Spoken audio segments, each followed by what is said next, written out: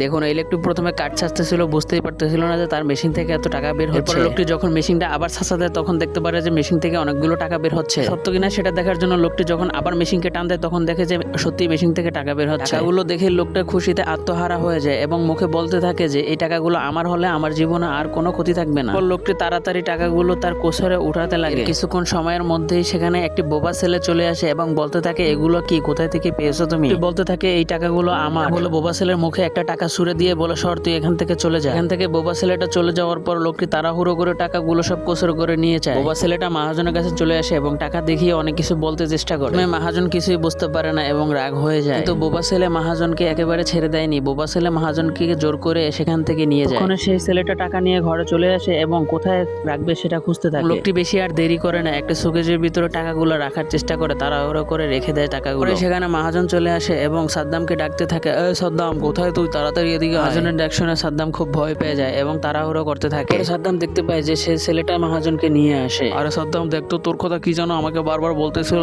আর আমাকে কাজের থেকে টেনে এখানে নিয়ে আসছে। এরপরে বোবা ছেলেটা বলার চেষ্টা করে এখানে অনেকগুলো টাকা ছিল, সেই টাকাগুলো সে কোষে করে নিয়ে গেছে। মহাজন ওর কথা আপনি কি বুঝতেছেন, ওই এমনিতেই আবুল তাবুল বকতেছে, তেমন কিছুই না। কি হলো সেটা দেখার জন্য অবশ্যই চ্যানেলটিকে সাবস্ক্রাইব করে যাও।